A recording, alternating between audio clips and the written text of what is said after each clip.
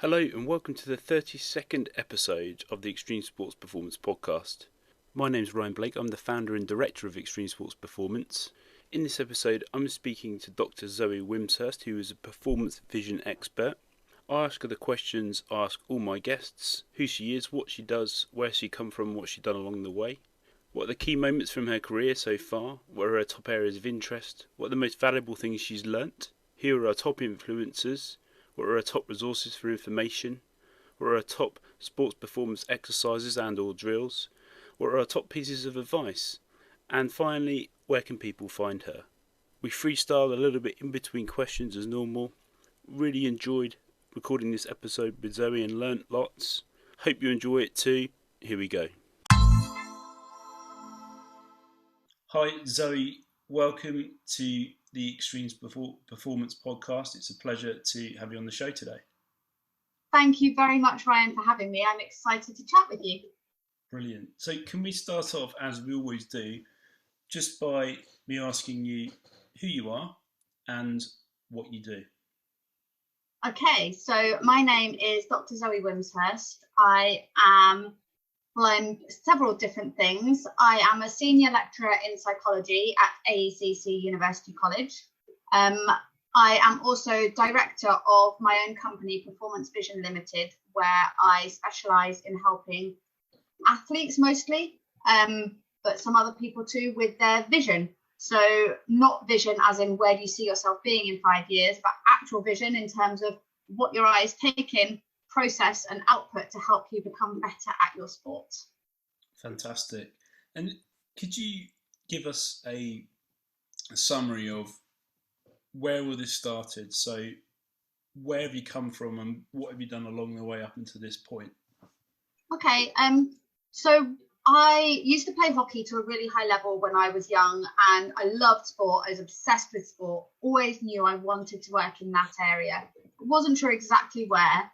And I was on a camp with England Hockey, and there was a psychologist there. And back in the day, that was a relatively unusual thing to have a sports psychologist there on the side of the pitch. And I thought this seemed like a fantastic job. This person seemed to just sit around, watch a bit of sport, chat to people, all seemed lovely. So from that very brief introduction to sports psychology, I thought that was what I wanted to go into.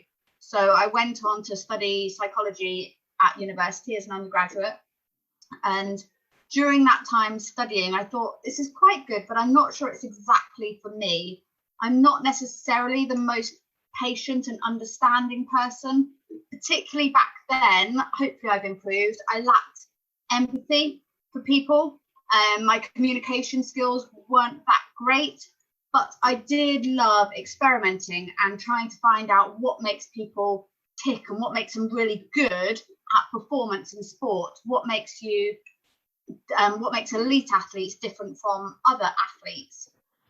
And so when it came to doing my dissertation for my undergraduate level, I was fortunate enough that my university had just bought what's called an eye tracker. So it's something that can actually measure where your eyes are looking. Back then, they only had ones that you could use on a computer. So it was a fixed device. So I could monitor where people were looking on a computer screen. And so I decided to use that for some research into sport. And I investigated where hockey goalkeepers were looking when they were trying to save penalty strokes. And it was really great. I did really well in my dissertation. I went on to study sports psychology at Loughborough University for my master's. And again, my kind of urge to want to look more into this, not more scientific, because psychology is scientific, but more objective measures of things, particularly related to vision and perception, came out. And I ended up again studying that for my dissertation. I then went on to study my PhD, looking with the whole aim of specifically looking at what do elite athletes do with their eyes that sets them apart from other people. So I was interested in where they were looking, how they were looking, what their eyes could do that other people couldn't do. Whilst I was studying for my PhD, then things started to get a bit crazy. So most of my research had been on hockey players, because being a hockey player myself, I had easy access to higher level athletes to compare to.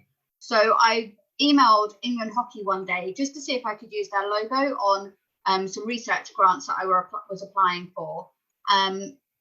And I didn't really hear anything back for a little while. And then I had an email from a guy called Jason Lee, who at the time was the head coach for England and Great Britain men's hockey team. And he was quite short in his email. He was kind of, we don't let just anyone use our logo. We need to see examples of your work to make sure it's of a reasonable quality. So I thought, kind of already used the logo on what I wanted to. But, let's send him my work anyway. So fortunately, I had my 2 dissertations and some of my PhD work that I could send him. And from there, he obviously liked what he saw because he invited me for a meeting. We had discussions and he invited me to come and work as a consultant with the Great Britain men's hockey team in the build up to the Beijing Olympics.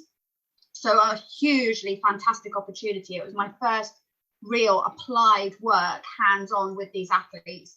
So I was there with them for 2 days a week for the 10 months leading up to Beijing, and then continued for the next 4 years for the London Olympics as well. So a huge opportunity to work hands-on in the sport that I loved at the very top level. So that was a huge opportunity, and that kind of was the start then of being able to work in the applied field as well as doing the research to underpin what I was doing with the athletes. Fantastic. No, that's really, really interesting. That's why I think we first met, when I was working with British Tennis at the academy at Bisham. Yeah, it was, yes, at Bisham Abbey. We first got talking about all this stuff. Brilliant. So what would you say then, Zoe, have been the key moments for you in your journey so far? Have there been things that have really, like where a light bulb's really gone off, or where you've had really great wins with particular groups of athletes over the course of your journey? So a few different things stick in my mind. So there's a few case studies that I could talk about. So there's one, I worked with a Premiership rugby team for a long time, and it was fantastic to see when I worked with them. I think the first 3 years I worked with them, they won the first 3 trophies that they'd won in donkey's years. So that was fantastic to see that everything in the group just seemed to gel at that time. And I was really fortunate to be a tiny cog in that big wheel. But for some of the individuals within that team, we had some really big wins. So one example is a player who was a winger. So a big part of their job is to catch a high ball as it's coming towards them. But this guy had many fantastic attributes, but catching a high ball was not one of them. And the coaching staff had obviously spent hours and hours out on the pitch trying to get him to catch this high ball more successfully, and it hadn't worked. So he came to me and we tried to work out what it was that wasn't working well.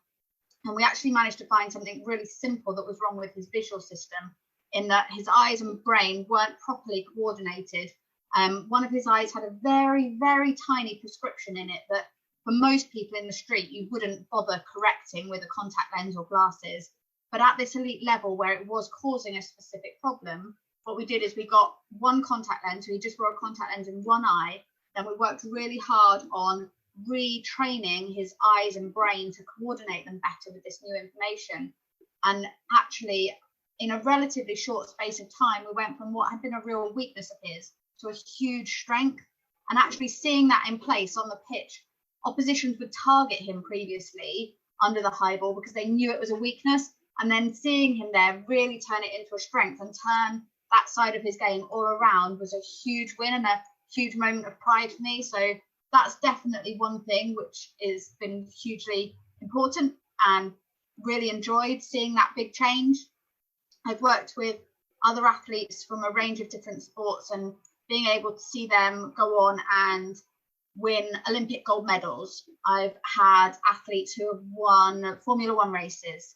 I've had athletes who've just, even lower level athletes, and seeing them perform at their best ability is a huge thing for me, because I know I am a tiny cog in the wheel, but you kind of think to get to those high levels, you need all the cogs to be working together. So I love being part of a team and really seeing the results on the pitch really come together and show all the hard work that everyone's put into it. Fantastic. I don't know how often you get asked this next question, but I remember I was watching Sky Sports one day and I saw Ronaldo kicking footballs at things in the dark, and then all of a sudden you were on there. Would you mind just telling us a little bit about what that programme was about? Because I thought it was really interesting.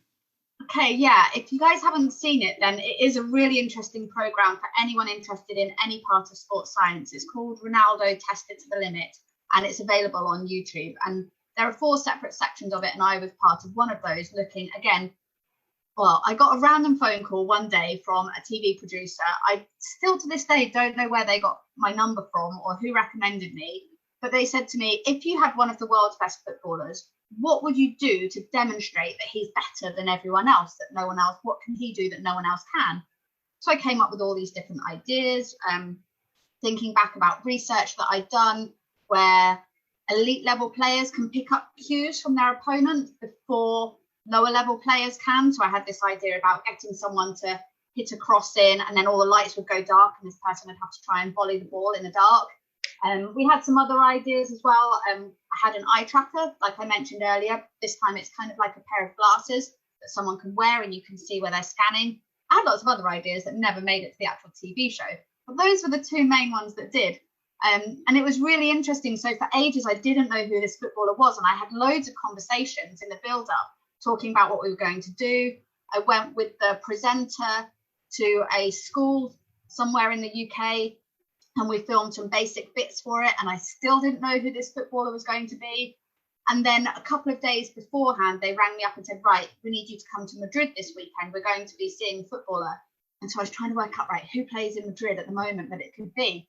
And it was only that when we got there that I knew it was going to be Cristiano Ronaldo. And we had 2 days of filming in this big warehouse in Madrid. There was myself, some other experts coming to look at their separate parts and what made Ronaldo different. So we had a day of practice and then a day when Cristiano was there with us. My first section filming with him was the one where a ball was getting kicked at him and then he had to try and volley it in the dark.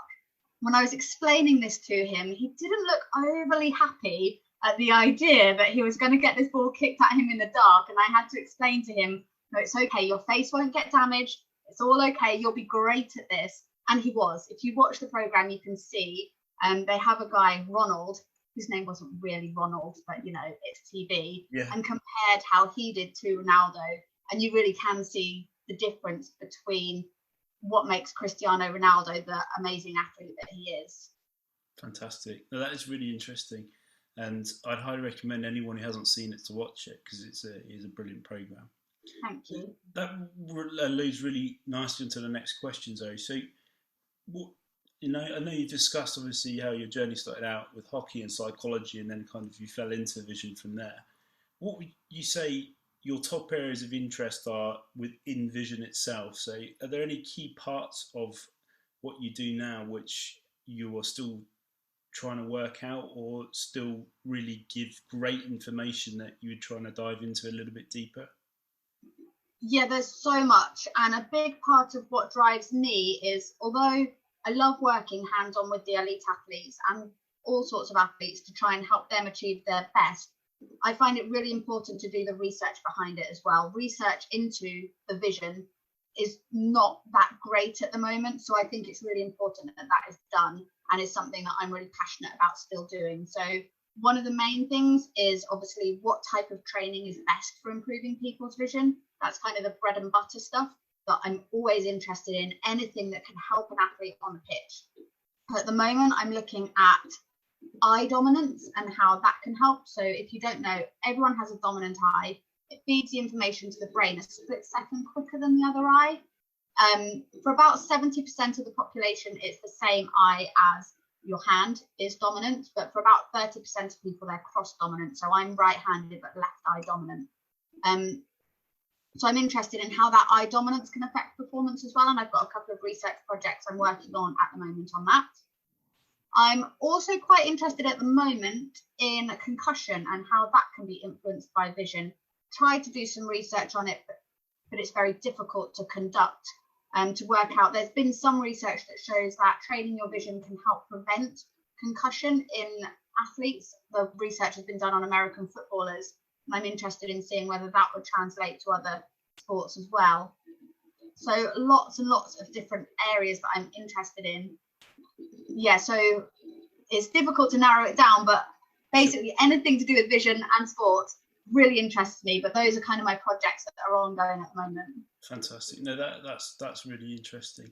And would you say that there are key sports that you're currently working with at the moment, which have kind of unique assets to them in terms of the eyes and things that kind of make everything work, or is everything interrelated, or is it very unique?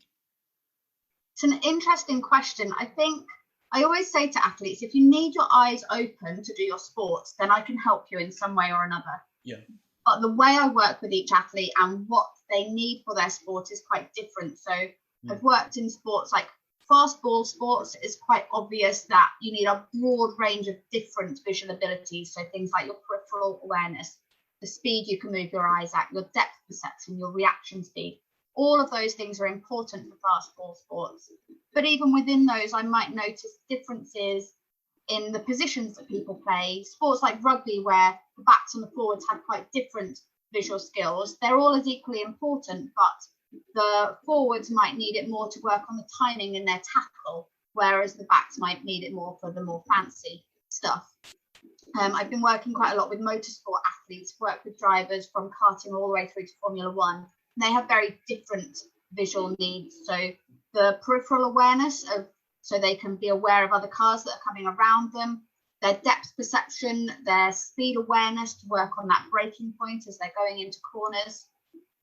I also do quite a lot with drivers on where their eyes are looking to pick up information and trying to notice if it's the same on every single lap, or if actually some laps you're looking in completely different places and that might match with your lap time. So if you've got a particularly poor lap time, is it because your visual search was slightly different that time through?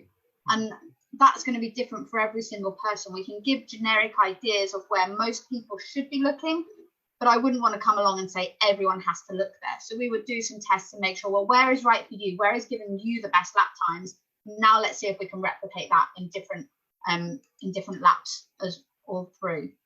Yeah. So it all depends on the sport. So there's definitely some skills that transfer across, even if you wouldn't think they would. So peripheral awareness, from motor racing to rugby to bobsleigh, things like that. The peripheral vision still needs training, and so you might train that in exactly the same way, even though it's utilized slightly differently. But then there's some more individual things within the sport and within the individual within the sport as well.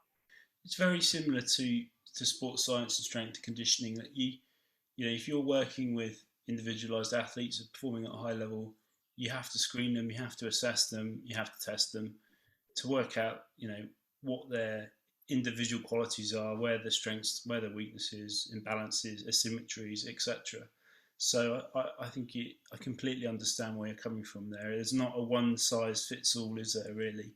Absolutely. And I think it's worth thinking of the visual system as like you say, like the strength and conditioning, like the other muscular systems within the body. Yep. It's going to be unique to everyone, and you could have ideals, but actually everyone's going to use what they've got in a slightly different way. And so it's about making the most of what you've got. Mm-hmm. Everyone's going to have strengths and weaknesses, and you might work on those weaknesses to make them a reasonable level, but the way you play and utilize them might be different for everyone.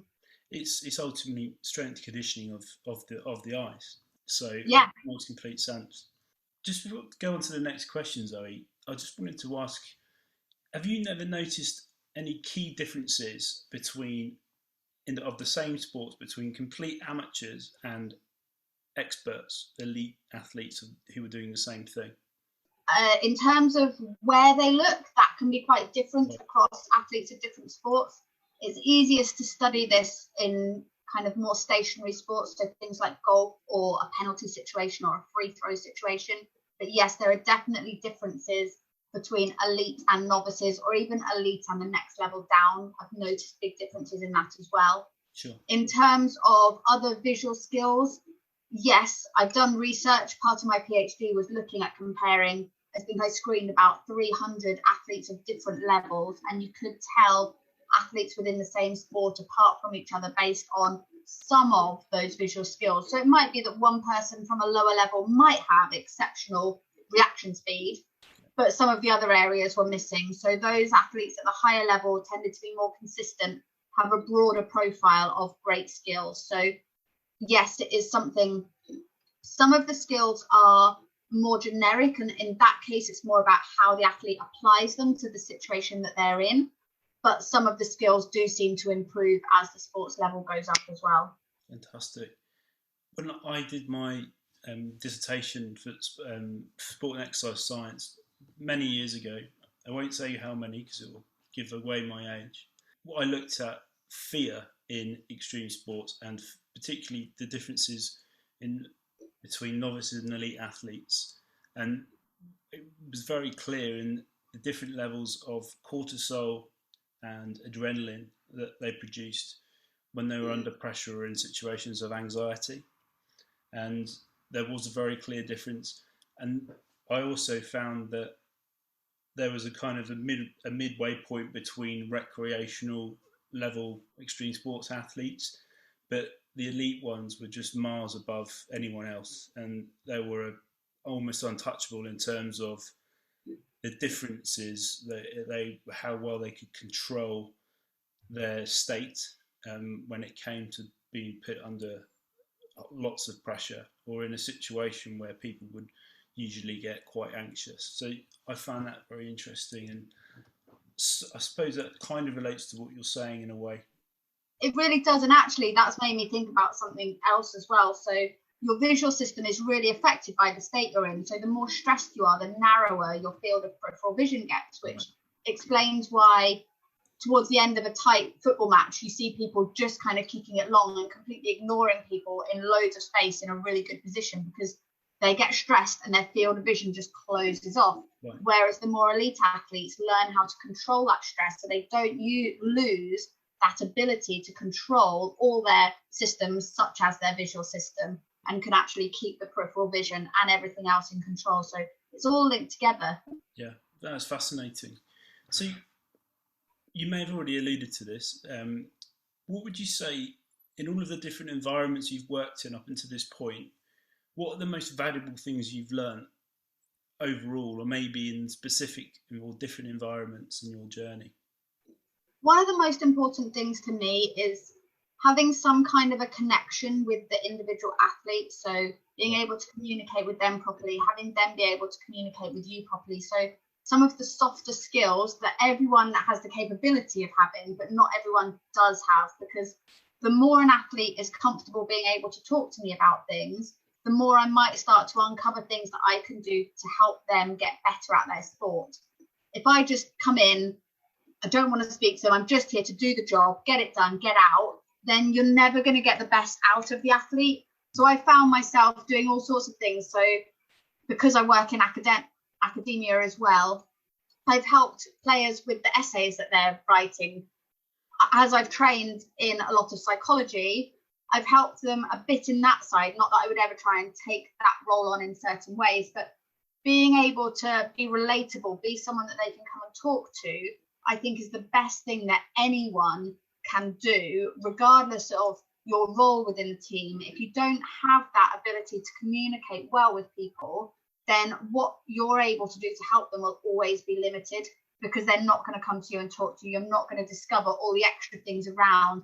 If they're having problems, they won't talk to you about it. So I really think that that is one of the most important things, is create a positive environment around yourself, and it will help boost everything that goes on around you. I couldn't agree more. And the same goes for strength and conditioning, really, which is where I spend most of my time. And it's something which I never thought of really when I first started out, but after many years, it's key. Communication, relationship building. Everyone's a human. They just happen to play sport as well, and that human bit has to come first. And I think the more you get to know them, the better your relationship is. The more they're going to buy into you.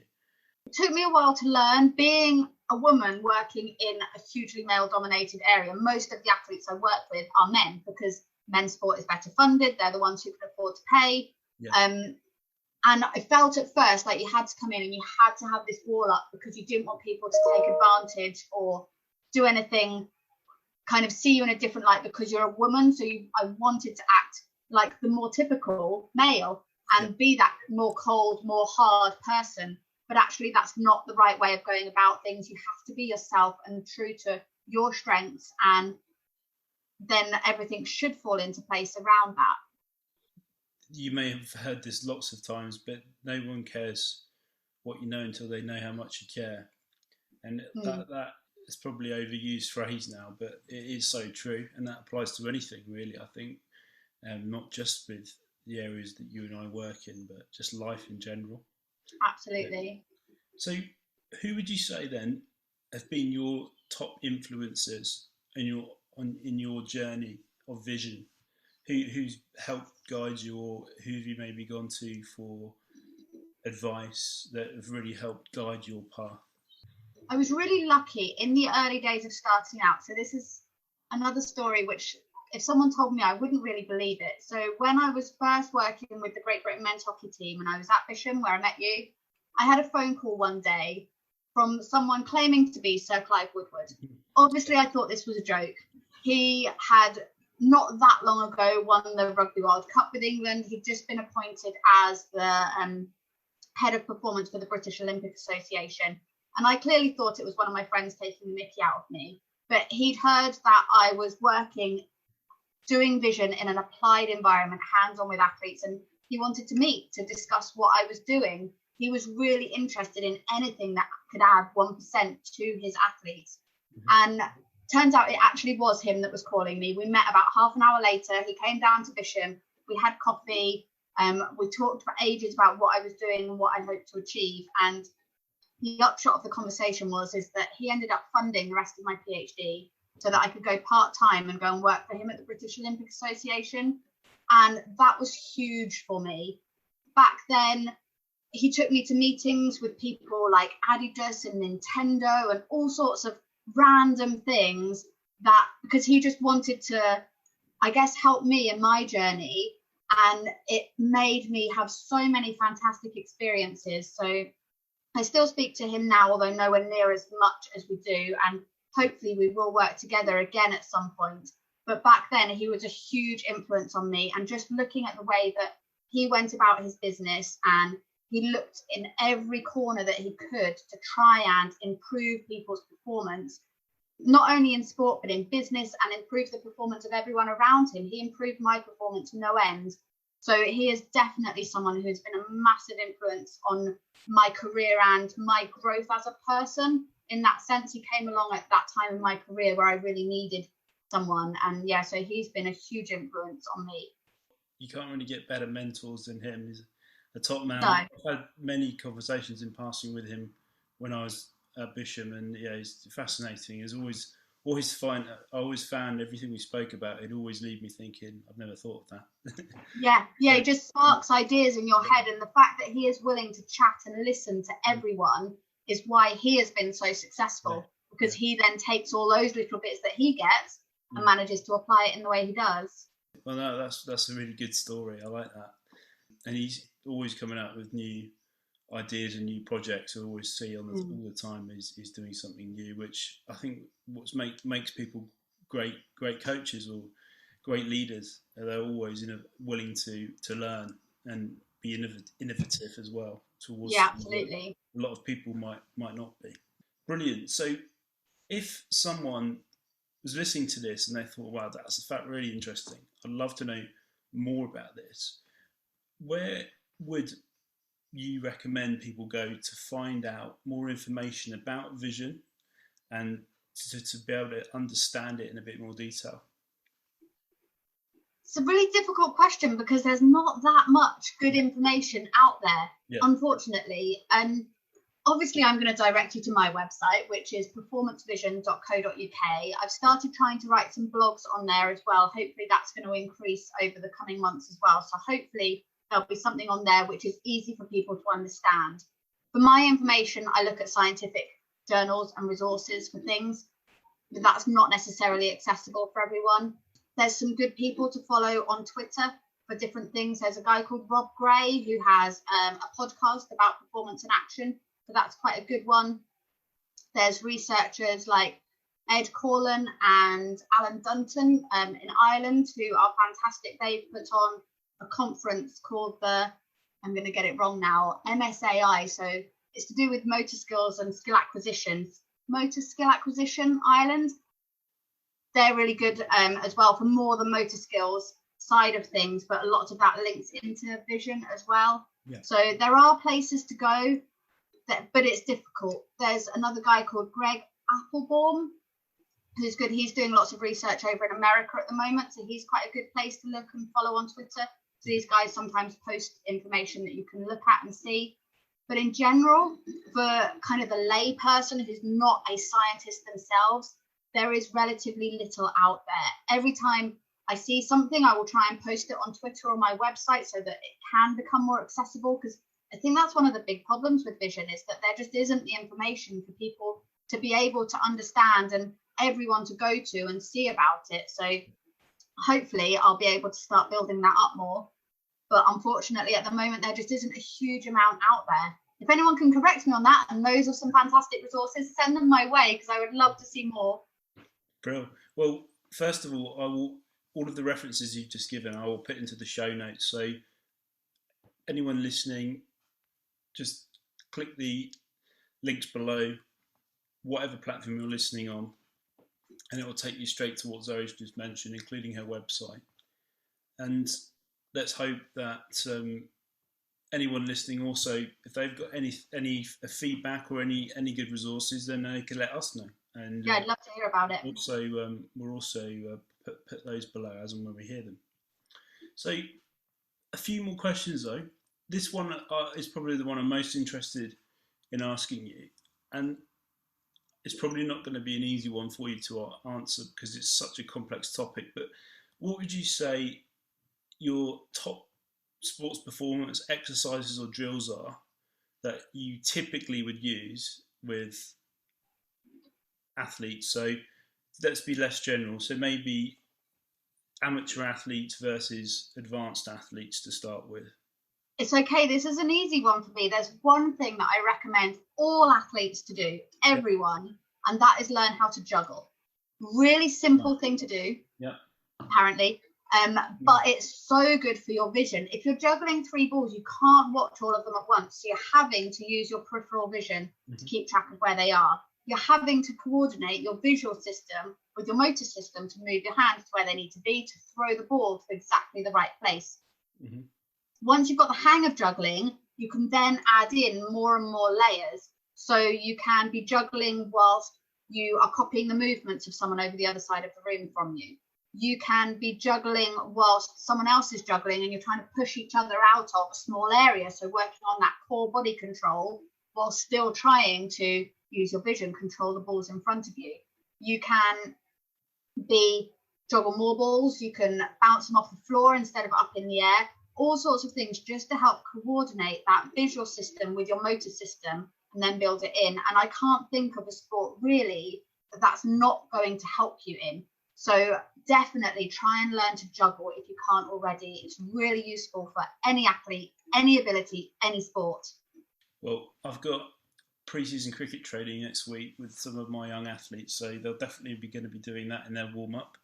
Absolutely, and it's really good for competition as well. Send your athletes away during pre-season, get them to come back and have some competitions doing it. See who can do it the most, set out a big circle, see who can knock other people out whilst keeping control of their own balls while they're doing it. So much you can do with it. And also seeing your players learn a new skill that they've not done before can also teach you a lot about how they apply themselves to learning new skills. So very interesting from a psychological perspective as well, to see how people adapt to something new and challenging for them. Yeah, no, that sounds fantastic. That's something which we'll definitely be trying. Good. One thing that I've just thought about, and I don't want to catch you off guard here, but I'm sure I won't. I get often asked, or I often have athletes speak to me about performance challenges when they're playing games during the day and games during the night.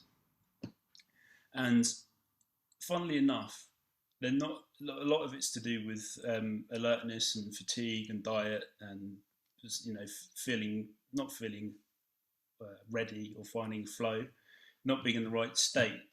But is there anything there that might be obvious to yourself, not so obvious to me, in terms of the light during the day and the light at night, or the effect that maybe spotlights can have on vision? Yes, definitely. There are lots of different ways that the light during the day is different to that at night. And depending on the sport and the exact conditions, there are lots of things that you could be looking at in terms of floodlights and spotlights. One thing that I will try and explain, which is quite difficult without people necessarily being able to see me and me not having stuff here, but there's a thing called the Qriket effect. You can Google it. There might be demonstrations of it on YouTube. But basically what you do is you want to get a pair of sunglasses and hold them so that they're just over one eye. So one eye is in the shade and one eye is in bright natural light. Have a few seconds for your eyes to adjust to this, and then get someone to just swing a pendulum in front of you. What you should start to see is that the pendulum starts to look like it's going in a big circle instead of just side to side, because the eye that has the sunglasses over it is taking in the information and processing it more slowly than the eye that is in the sunlight. So it just shows you that if you're in slightly overcast conditions, if you're choosing to play your sport in sunglasses, it's going to affect how quickly the information gets into your brain. The Qriket effect works because the only way your brain can make sense of each eye seeing something slightly different is to make it look like the pendulum's further away, so you're seeing it that little bit further back. So it's something I would work with athletes a lot on. If you do a sport where you do wear sunglasses or a visor on a helmet, choosing the right one for the correct lighting conditions is vital, just to make sure that you're not giving yourself a disadvantage and slowing down what you're seeing. If you're playing under floodlights and they're not very good, that's another thing that can be particularly tricky, the ball coming out of an area of highlight into an area of low light. So that's definitely something that is worth considering. So again, maybe you can put a link up to the Qriket effect and see if you guys can look it up and see. It might explain some of the problems, not all of them. There are lots of other things, but that's one thing that is really interesting scientific effect that you can look up and see how that lighting effect does affect people. That's fascinating. So you heard it, guys. There's your second piece of homework. Learn how to juggle first, and Google the Qriket. Is it the Qriket effect? Is it? Zoe? Yeah, I think it's Pulfruch or ICH. Qriket. I will. By the time this goes live, I'll put a link to it below, so you'll be able to click that directly to the best videos I can find. So, just to kind of finish off our chat, Zoe, which has been fascinating so far, I've learned so much. Good. What would you say your top pieces of advice would be to athletes looking to improve their vision, who have never ever looked to explore it before and they want to make it better? So the first thing to do, I'm always amazed by how many athletes I see that have never been to see an optometrist to have their eyes, just a basic eye test for them. It's the same way as if you're going to do a physical activity program, you'd want to make sure that all your muscles are working properly before you go out and start trying to run a marathon. So whilst an optometrist won't tell you necessarily, well, they won't tell you everything you need to know for your sports vision, they'll be able to check those foundations out. And that's really, really important. Make sure that if they say you have a prescription, that you get the right contact lenses or glasses to help you, then go on to be able to do other things. Because if you don't get those foundations right to start off with, anything you do on it is just going to be a waste of time, because your eyes aren't going to be coordinated with your brain to get the best information in as quickly as it can. So if you do nothing else, go and see an optometrist. You should do this every 2 years and just keep on top of that as you go through. So that's something that anyone can do with no problems, and go and get that done. It's something that I've just thought of actually, which might help me solve an argument between me and my wife, is that I've got like bluey green eyes and she's got brown eyes, and whenever I get into the sun, I sneeze and squint so much more than she does. Does eye colour affect your light sensitivity? I think it does, but that's a non-scientific opinion because it's not something I've looked at. But yes, I do think, because the eye colour is related to the melanin, like in your skin. So I think, but that's just off the top of my head, not a scientific answer, but you might be right. Sure. Well, I'm sorry. I didn't mean to try and catch you out there at all. I was just more me trying to be able to boast to her that I was right. But maybe I'll wait to find out whether that's true or not. Yeah. Brilliant. Well, just before we wrap up, if people want to get in touch with you, and I'm sure they will, what's the best place that they can do that? Where do they go? What should they? How should they contact you? Okay, so lots of different ways. As we said earlier, I've got my website, performancevision.co.uk. You can also email me, which is zoe@performancevision.co.uk. or you can follow and message me on Twitter, which is just at Zoe Wimshurst. I'm happy to respond to any of those. And if anyone's interested, I'm more than happy to chat further and help out in any way I can. Fantastic. Well, thanks very much for your time. That was fascinating. And I hope everyone listening learnt something. I'm sure you did. And please get in touch with Zoe if you have any further questions. But Zoe, thanks very much for coming on the show. It's been a pleasure. Thank you for having me. It's been really great talking to you. Thanks for listening to the 32nd episode. We hope you enjoyed the show. It would really help us out if you could please leave a rating and or review on whatever platform you're listening on. Be sure to check out our website www.extremesportsperformance.com. That has details about our in-person and online services, our in-person and online store, our in-person and online education, our media pages, our contact details, and how to subscribe for free to stay informed about company news and updates. Join our social media community on LinkedIn, Instagram, Facebook, YouTube and Twitter. Links to these can be found at the bottom of all pages on our website and via any search engine. Until next time, take care.